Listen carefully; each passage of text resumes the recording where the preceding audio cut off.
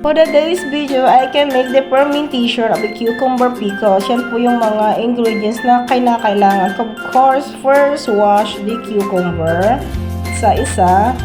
And then isa-isa natin hugasan. And then put into the strainer. Yan lang po. Kasi hindi natin alam kung saan nila nilalapag yan. Kailangan talaga maging malinis po yung ating cucumber na ipa-ferment. Ganyan lang. Isa-isa lang, ganyan. Ang process po na gagawa ko dyan is the whole cucumber po yung gagawin ko. It depends on you kung gusto nyo to kakat ito 2 or the 3 or maliliit. Depende naman na kung anong gusto yung pagka-process ng paggawa ng cucumber pickles nyo. Yan, ganyan lang. Hinati ko lang dulo-dulo. Ganyan, tinanggal ko lang yung dulo-dulo niya. Yung iba, hindi na. Gusto ko lang naman tanggalin. Diba? Ganyan lang yung simpleng aking ginawa sa preparation ng aking cucumber pickles. Then, kailangan ko rin ng green chili. Yan. Tatlo lang yung nilagay ko, pero mag-add na rin kung gusto pa at medyo kinulang, gano'n. And then, yan, garlic. Maglagay natin ng course. Yan, para pambabango rin yan. And then, malalaki po yung iba at natin ko na lang sa dalawa. Ganyan lang yung aking process sa ating fermentation of the cucumber pickles. The cucumber naturally have a lot of surface. This means that the cucumber ferment a little faster than other vegetable. Yan. Nahilig po ako ng maglagay ng design. Nilagdag ko po yung ating carrots. Yan. Ganyan lang po. Ayan, hati-hati. Ganyan lang. Kasi, mahilig tayo sa paglagay ng design. Ginawa ko siya ng flower style. Yung aking carrots. Ganyan lang.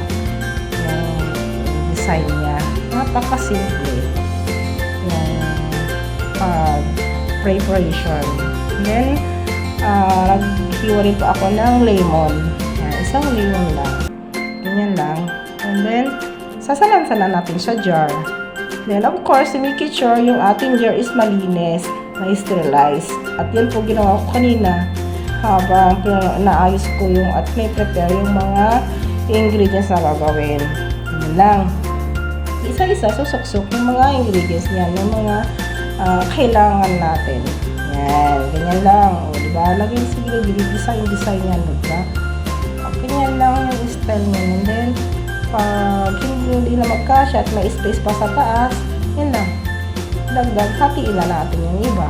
Yun lang. Napakasimple yung ating paggawa sa ating cucumber pickles.